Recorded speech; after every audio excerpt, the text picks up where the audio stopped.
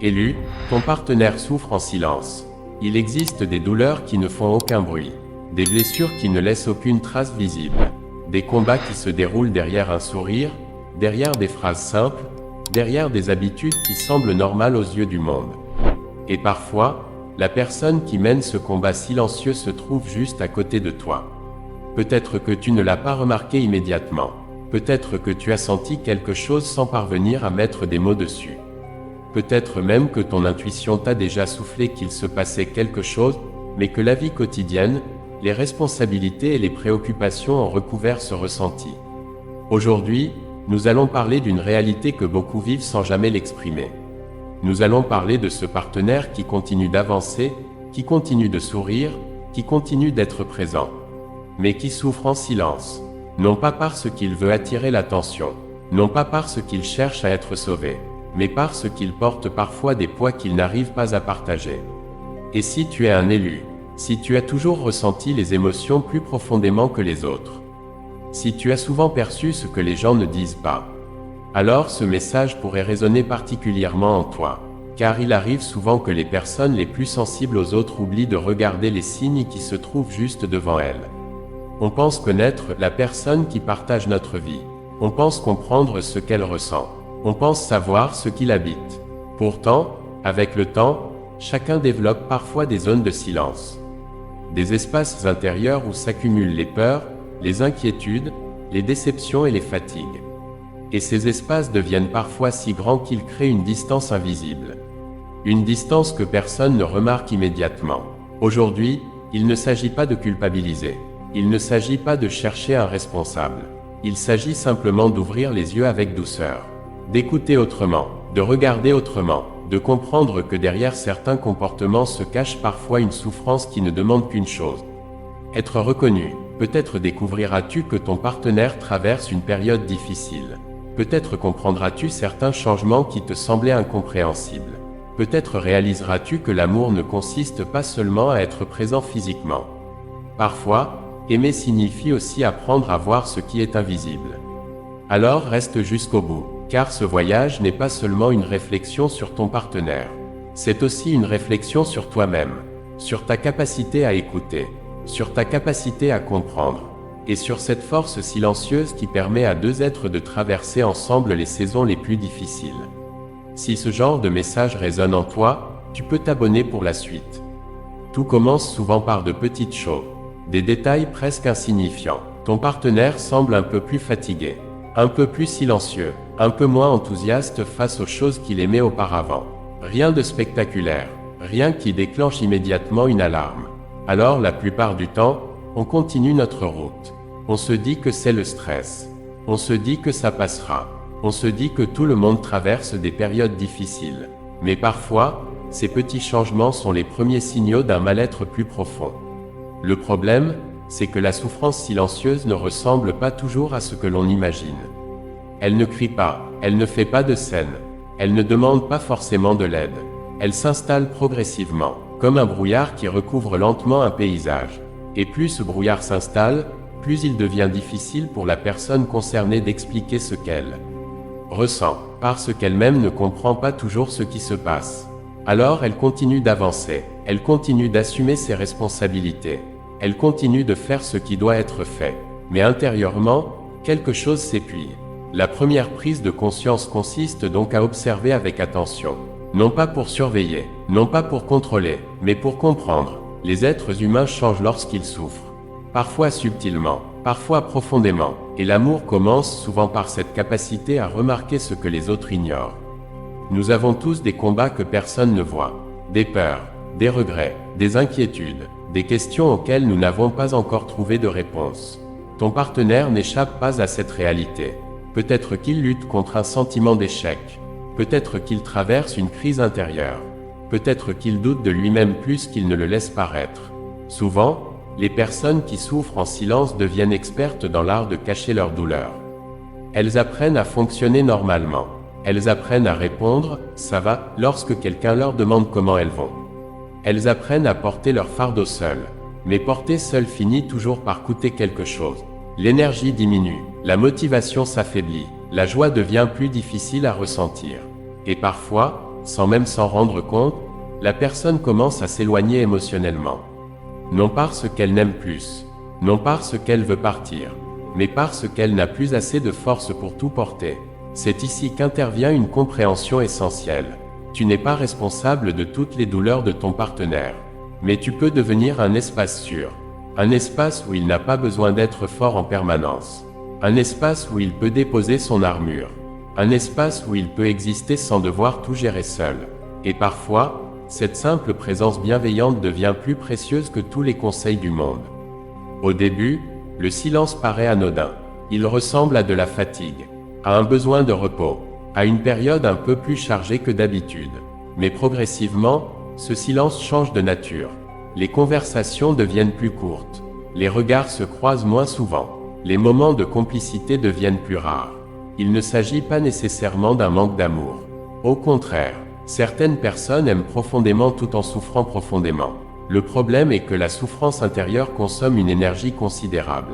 Lorsque quelqu'un passe ses journées à lutter contre ses pensées, ses peurs ou ses inquiétudes, il lui reste moins de force pour communiquer. Alors il se replie, pas toujours volontairement, pas toujours consciemment, comme quelqu'un qui tente simplement de préserver les dernières ressources qui lui restent. Pour un élu, cette situation peut être particulièrement déstabilisante. Tu ressens qu'il se passe quelque chose. Tu perçois une distance. Tu remarques un changement, mais tu n'obtiens pas toujours les réponses que tu cherches. Et c'est là qu'une erreur fréquente apparaît. Nous interprétons parfois le silence comme un rejet, comme un manque d'intérêt, comme une absence d'amour, alors qu'en réalité, il peut simplement être le langage d'une personne qui ne sait plus comment exprimer ce qu'elle traverse. Cette compréhension change tout. Elle remplace les suppositions par la compassion. Elle remplace les accusations par l'écoute. Elle permet d'ouvrir une porte là où beaucoup construisent un mur. Il arrive un moment où la souffrance silencieuse atteint un point particulier. Un point où la personne a l'impression d'être coincée. Coincée entre ce qu'elle ressent et ce qu'elle montre, entre ce qu'elle voudrait dire et ce qu'elle parvient réellement à exprimer. Ton partenaire peut alors sembler perdu, indécis, irritable parfois, distant à certains moments, puis soudainement plus proche. Ces contradictions peuvent être difficiles à comprendre. Pourtant, elles sont souvent le signe d'une bataille intérieure.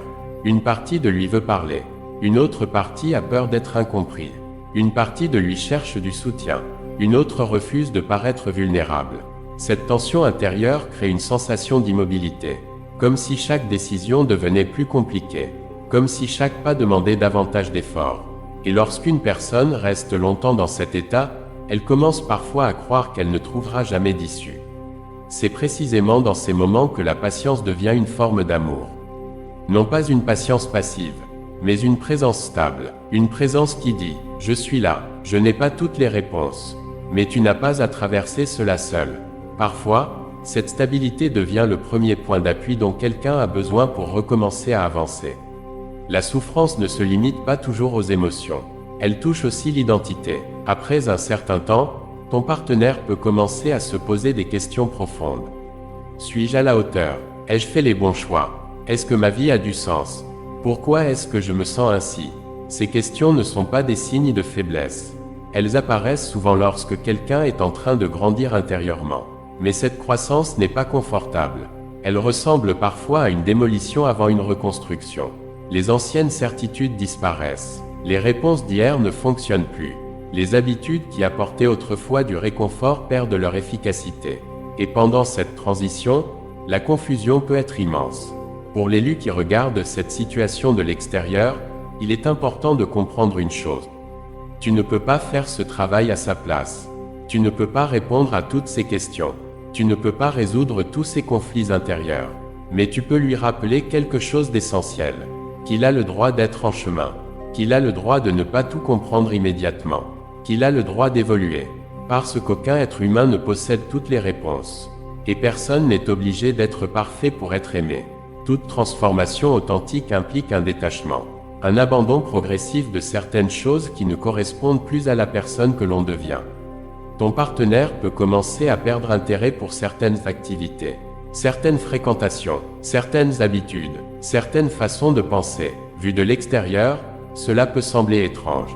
Mais en réalité, quelque chose est en train de changer à l'intérieur.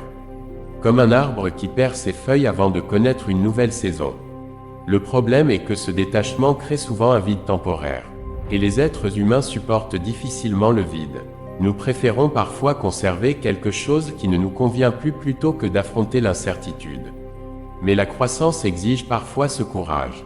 Le courage de quitter l'ancien sans encore connaître complètement le nouveau.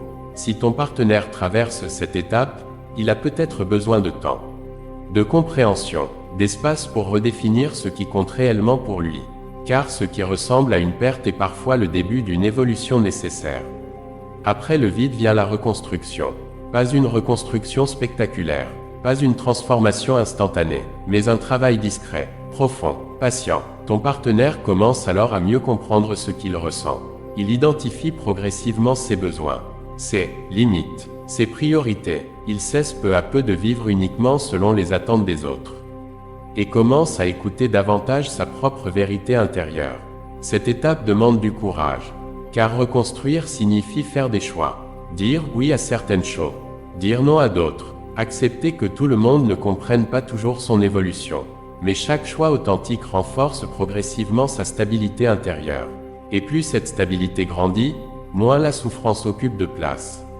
Non parce que tous les problèmes disparaissent, mais parce qu'il développe de nouvelles ressources pour les affronter. Un jour, sans même s'en rendre compte immédiatement, quelque chose change.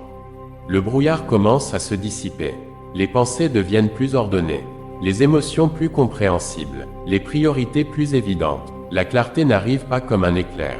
Elle ressemble davantage à un lever de soleil. Progressivement, silencieusement, naturellement, ce qui semblait impossible hier devient plus accessible. Ce qui paraissait confus commence à prendre du sens. Ton partenaire découvre alors qu'il possède plus de force qu'il ne l'imaginait. Il réalise qu'il a survécu à des périodes qu'il pensait insurmontables. Et cette prise de conscience transforme sa manière de regarder l'avenir. La peur recule, la confiance revient, pas une confiance arrogante, une confiance calme, fondée sur l'expérience, fondée sur les épreuves traversées, fondée sur la certitude qu'il est capable d'avancer malgré les difficultés. Lorsque la clarté s'installe, un nouvel équilibre devient possible. Ton partenaire cesse progressivement de lutter contre lui-même. Il n'a plus besoin de porter autant de masques. Il n'a plus besoin de prétendre être quelqu'un d'autre. Il retrouve une cohérence entre ce qu'il ressent, ce qu'il pense, et ce qu'il exprime. Cette cohérence apporte une paix particulière. Une paix qui ne dépend pas des circonstances extérieures. Une paix qui vient du fait d'être en accord avec soi-même. Et lorsque quelqu'un retrouve cet alignement, sa présence change. Son regard change, sa manière d'aimer change, sa manière de vivre change. Il devient plus authentique, plus stable, plus conscient, et les relations qui l'entourent bénéficient naturellement de cette évolution. Parce qu'il est difficile d'offrir aux autres une paix que l'on ne possède pas soi-même. Au terme de ce chemin, ton partenaire n'est plus exactement la même personne. Pas parce qu'il a abandonné son identité, mais parce qu'il l'a approfondie. Les blessures ne définissent plus son existence. Les peurs ne dirigent plus chacune de ses décisions. Les doutes ne contrôlent plus son avenir. Il a appris, il a grandi, il a évolué, et surtout, il a découvert qu'il pouvait traverser des périodes difficiles sans perdre ce qu'il est. C'est peut-être cela, la véritable transformation. Non pas devenir quelqu'un d'autre, mais devenir plus pleinement soi-même. Si ton partenaire souffre en silence aujourd'hui, souviens-toi que chaque être humain traverse parfois des saisons complexes. Certaines sont visibles, d'autres non. Certaines sont bruyantes, d'autres profondément silencieuses. Mais aucune saison ne dure éternellement. Cher élu, si tu es arrivé jusqu'ici, retiens ceci. La souffrance silencieuse n'est pas toujours facile à reconnaître. Elle se cache parfois derrière les habitudes, derrière les responsabilités, derrière les sourires. Mais lorsque nous choisissons d'écouter avec attention, de regarder avec bienveillance et d'aimer avec patience, nous devenons capables de voir ce que beaucoup ignorent. Ton partenaire n'a peut-être pas besoin de solutions parfaites. Il n'a peut-être pas besoin de grandes promesses. Il a peut-être simplement besoin de sentir qu'il n'est pas seul, que quelqu'un voit ses efforts, que quelqu'un comprend ses combats, que quelqu'un reste présent même lorsque les mots deviennent difficiles. Et peut-être qu'en comprenant sa souffrance, tu comprendras aussi certaines parties de toi-même. Car les plus belles relations ne sont pas celles où personne ne souffre. Ce sont celles où deux êtres apprennent à traverser ensemble les saisons de la vie. Continue donc d'avancer avec sagesse. Continue d'aimer avec discernement. Continue d'écouter avec ton cœur. Et n'oublie jamais ceci, même dans les périodes les plus silencieuses, une lumière continue souvent de grandir à l'intérieur de ceux qui refusent d'abandonner. Si ce message t'a parlé, tu peux t'abonner et continuer ce chemin avec nous. Cher élu, Dieu t'aime, il a fait de toi son enfant. À très vite pour de nouvelles vidéos.